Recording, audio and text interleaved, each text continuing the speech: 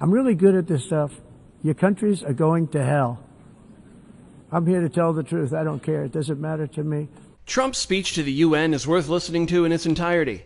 But I've gathered all the satisfying moments where he slammed the UN and warned many of the countries of the path they are traveling down. I don't mind making this speech without a teleprompter, because the teleprompter is not working. I feel very happy to be up here with you nevertheless, and that way you speak more from the heart. I can only say that whoever's operating this teleprompter is in big trouble. The fact is, the United States has been taken advantage of by the world for many, many years, but not any longer, as you probably noticed. In a period of just 7 months, I have ended 7 unendable wars. They said they were unendable. I'm very honored to have done it. It's too bad that I had to do these things instead of the United Nations doing them. And sadly, in all cases, the United Nations did not even try to help in any of them.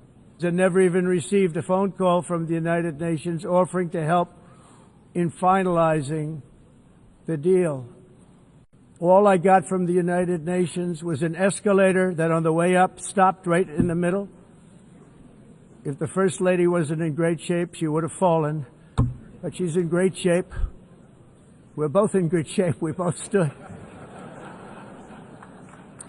And then a teleprompter that didn't work. These are the 2 things I got from the United Nations, a bad escalator and a bad teleprompter. Thank you very much. And by the way, it's working now. It just went on. Thank you. I think I should just do it the other way. It's easier. But later I realized that the United Nations wasn't there for us. They weren't there. That being the case, what is the purpose of the United Nations? The UN has such tremendous potential. For the most part, at least for now, all they seem to do is write a really strongly worded letter and then never follow that letter up. It's empty words, and empty words don't solve war. Not only is the UN not solving the problems it should, too often, it's actually creating new problems for us to solve. The best example is the #1 political issue of our time, the crisis of uncontrolled migration. It's uncontrolled. Your countries are being ruined. The United Nations is funding an assault on Western countries and their borders.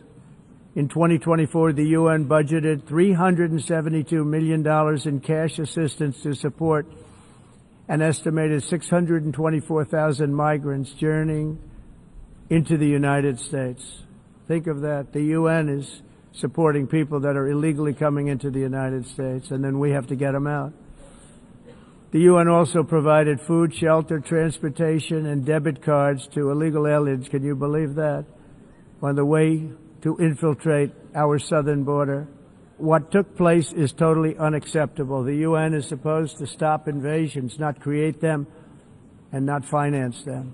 I encourage all countries to take their own stand in defense of their citizens as well. You have to do that because I see it. I'm not mentioning names. I see it, and I can call every single one of them out. You're destroying your countries. They're being destroyed. Europe is in serious trouble. They've been invaded by a force of illegal aliens like nobody's ever seen before. Illegal aliens are pouring into Europe. Nobody is ever, and nobody's doing anything to change it, to get them out. It's not sustainable. And because they choose to be politically correct, they're doing just absolutely nothing about it. And I have to say, I look at London where you have a terrible mayor, terrible, terrible mayor. And it's been so changed, so changed. Now they want to go to Sharia law. But you're in a different country. You can't do that. Both the immigration and their suicidal energy ideas will be the death of Western Europe if something is not done immediately. This cannot be sustained. What makes the world so beautiful is that each country is unique. But to stay this way, every sovereign nation must have the right to control their own borders. You have the right to control your borders. as we do now, and to limit the sheer numbers of migrants entering their countries and paid for by the people of that nation that were there and that built that particular nation at the time. They put their blood, sweat, tears, money into that country, and now they're being ruined. Proud nations must be allowed to protect their communities and prevent their societies from being overwhelmed by people they have never seen before, with different customs, religions, with different everything. Where migrants have violated laws, lodged false asylum claims, or claimed refugee status for illegitimate reasons, they should, in many cases, be immediately sent home. When your prisons are filled with so-called asylum seekers who repaid kindness, and that's what they did. They repaid kindness with crime. It's time to end the failed experiment of open borders. You have to end it now. Let's see, I can tell you. I'm really good at this stuff. Your countries are going to hell. You're doing it because you want to be nice. You want to be politically correct, and you're destroying your heritage. In 1982, the executive director of the United Nations Environmental Program predicted that by the year 2000, climate change would cause a global catastrophe. He said that it will be irreversible, as any nuclear holocaust would be. This is what they said at the United Nations. What happened? Here we are. Another UN official stated in 1989 that within a decade, entire nations could be wiped off the map by global warming. Not happening. Now they could just call it climate change, because that way they can't miss. It's climate change. Because if it goes higher or lower, whatever the hell happens, there's climate change. It's the greatest con job ever perpetrated on the world, in my opinion.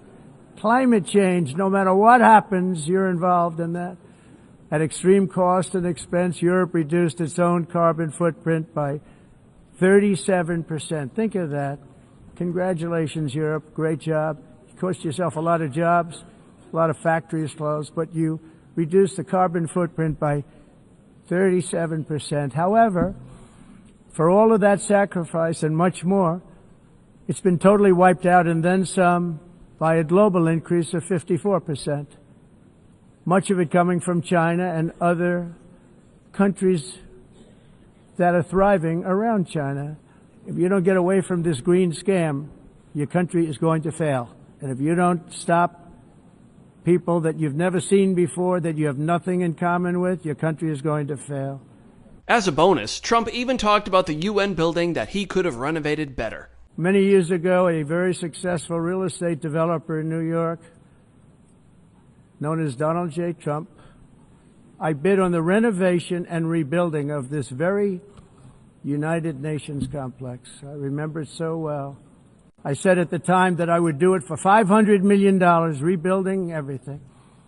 It would be beautiful. I used to talk about, I'm going to give you marble floors.